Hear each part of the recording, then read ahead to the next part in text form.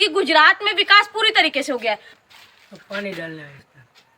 वाकई जो गुजरात है वो कैसा है? गुजरात है, सही बात है, पर ये हमारे गांव में तो मोदी जी ने कहा ना, उस तरह से हमारे गांव में कुछ नहीं हुआ। सड़क देख सकते हो आप, सड़क भी बहुत गंदी है, बहुत वो कौन सा खारा वाला पानी आता है, खारा पानी आता है। खारा पानी आता है। उधर पानी तो हम बर्तन कपड़े धोते वो पानी सब इधर जमा हो जाता है। अंडरग्राउंड गटर की है, पर आगे से गटर का वो कनेक्शन दिया नहीं अभी तक। नमस्कार, मैं सुनीति गिरी और स्वागत करती हूँ आपका इडियट बॉक्स में। जिस तरीके से गुजरात के चुनाव नज़दीक आ रहे हैं, अब 20 दिन भी नहीं रह गए हैं कि गुजरात के चुनाव बस होने ही वाले हैं।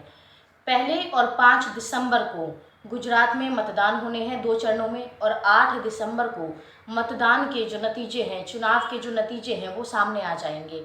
लेकिन इस बीच जब हम देखते हैं गुजरात के चुनाव को, तो गुजरात के चुनाव में सभी अलग अलग पार्टियां जो है, खास करके भाजपा बार बार जिक्र करती है विकास का, गुजरात के मॉडल का। और इतना ही नहीं है, यहाँ पर शिक्षा, स्वास्थ्य जब हम देखते हैं तो वाकई गुजरात की असलियत क्या है, विकास कहाँ तक पहुँचा है, ये जानने के लिए ज़मीन पर उतरना पड़ता है। और ये कहा जाता है कि अगर किसी भी देश या किसी भी राज्य के विकास को देखना हो तो हम लोगों को उसके गांव के इलाकों में जाना चाहिए, वहाँ के गाँव में जाना चाहिए, क्योंकि वहाँ जाकर ही असलियत का पता चलता है कि वाकई विकास आखिर कितनी दूर तक पहुँचा है, आखिर किस किस घर के दरवाजे तक विकास पहुँचा है। और इसी बात को जानने के लिए हम लोग गुजरात के अलग अलग इलाकों में गए। हम लोग पाटन जिले में गए, जहाँ पर चानसमा विधानसभा में पिछले 7 सालों से यहाँ पर भाजपा का राज है। और इतना ही नहीं है, इस बार भी दावेदारी जो है वो जिस विधायक को दी गई है वो यहाँ पर 7 सालों से विधायक बने हुए हैं। इस विधानसभा से जिस विधायक को भाजपा ने दावेदारी दी है, जिसको उम्मीदवार चुना है, वो है दिलीप ठाकुर। और ये दिलीप ठाकुर पिछले 7 सालों से यहाँ पर राज कर रहे हैं, बावजूद इसके गांव के इलाकों में विकास और गुजरात का मॉडल का नामो निशान नहीं है।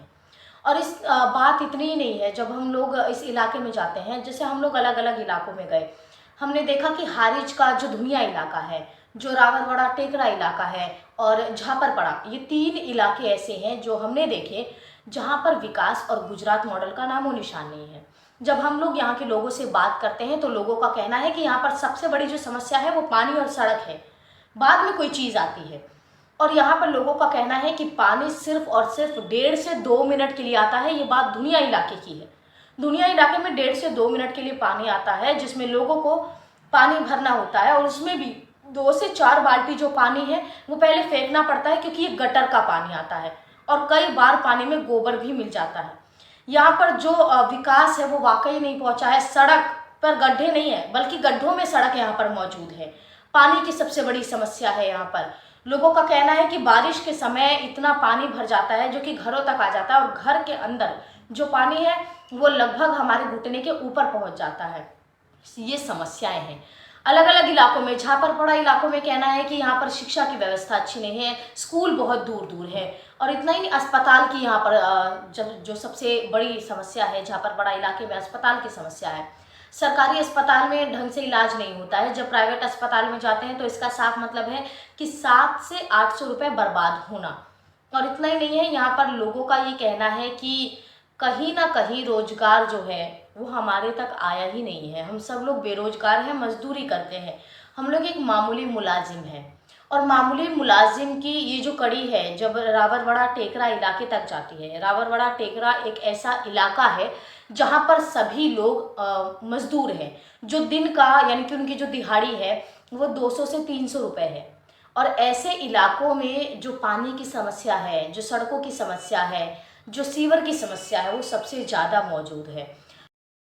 नमस्कार, मैं सुनीति गिरी और इस वक्त हम मौजूद हैं गुजरात के रावरवाड़ा टेकरा में, और यहाँ पर हम लोगों की समस्याएं जानने के लिए उतरे हैं कि आखिर जो विकास, जो सबका साथ सबका विकास मोदी जी जो नारा देते हैं, आखिर वो विकास गुजरात की जमीन पर कितना पहुंचा है, हम ये जानने के लिए यहाँ पर आज उतरे हैं। और हमारे पास ये जिस तरीके का आप ये टैंकर देख रहे हैं, पूरा यहाँ पर ये टैंकर मौजूद है, और यहाँ पर मैं टैंकर वाले भाई से ही ये पूछना चाहती हूँ कि आखिर यहाँ पर ये कर क्या रहे हैं, क्योंकि गुजरात की जनता कहती है कि गुजरात में विकास पूरी तरीके से हो गया है। तो भाई मैं आपसे पूछना चाहती हूँ कि आखिर आप यहाँ पर क्या कर रहे हैं? तो पानी डालना है। पानी डालना है। सरकारी है प्राइवेट है? ये प्राइवेट। प्राइवेट है। पूरा टैंकर कितने का पड़ता है? 400। और यहाँ पर दिन में कितनी बार आ जाते हैं आप? 6, 7, 8, 10 तक। 6, 7, 8, 10 बार आ जाते हैं।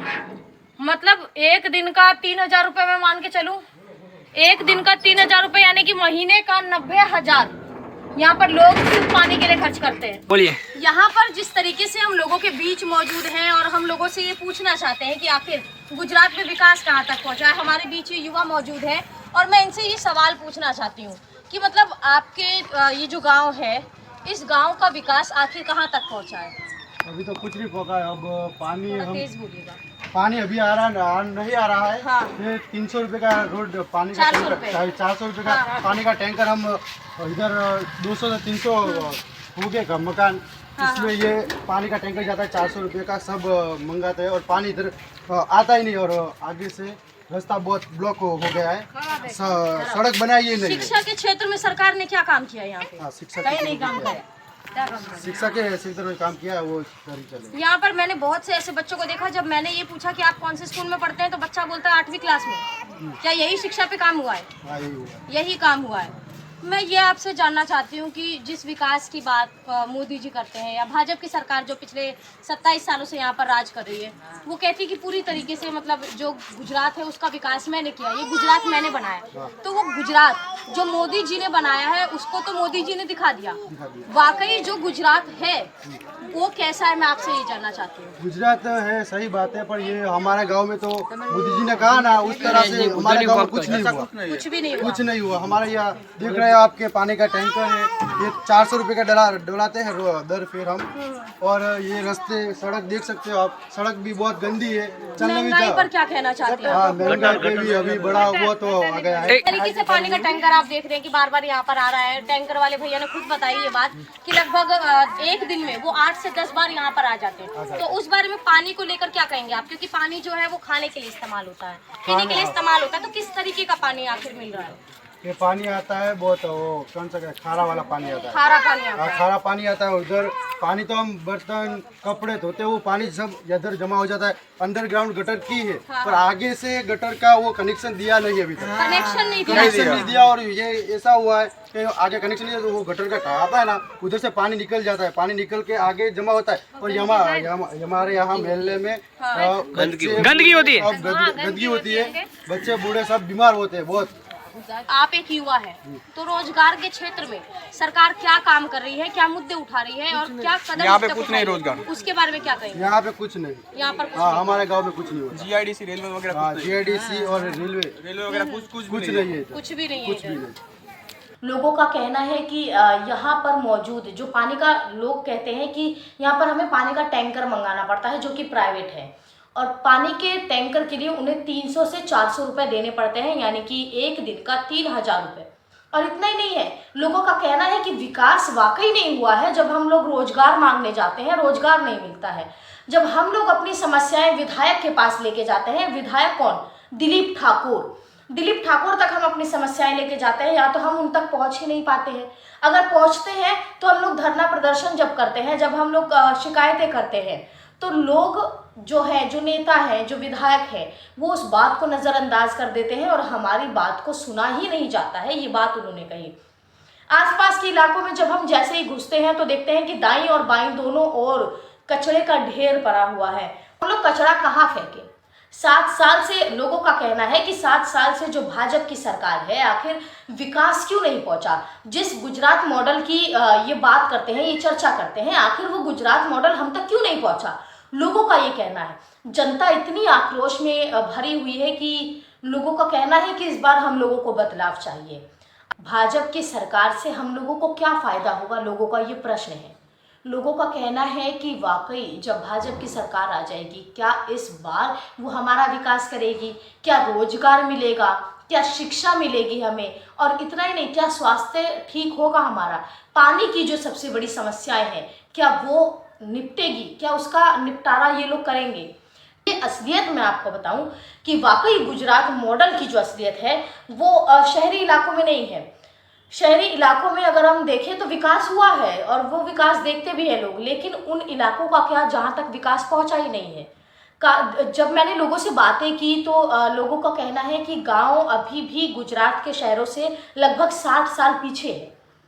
तो लोगों का ये सवाल है सत्ता से और विधायक दिलीप ठाकुर से कि आखिर इन लोगों का विकास कब होगा, इन लोगों की बातें कब सुनी जाएंगी। ऐसे में गुजरात मॉडल क्या यही है? क्या यही विकास है और क्या यही गुजरात है जो मोदी जी ने बनाया है? मोदी जी अपने भाषण में कहते हैं कि ये गुजरात मैंने बनाया है। कि क्या यही गुजरात है जो प्रधानमंत्री ने बनाया है? क्या विकास वाकई गुजरात के गांव के इलाकों तक पहुंचेगा? हर घर तक विकास पहुंचेगा? अगर ये वीडियो आपको अच्छी लगी हो तो इस वीडियो को लाइक, शेयर, सब्सक्राइब जरूर करिएगा और तब तक के लिए धन्यवाद।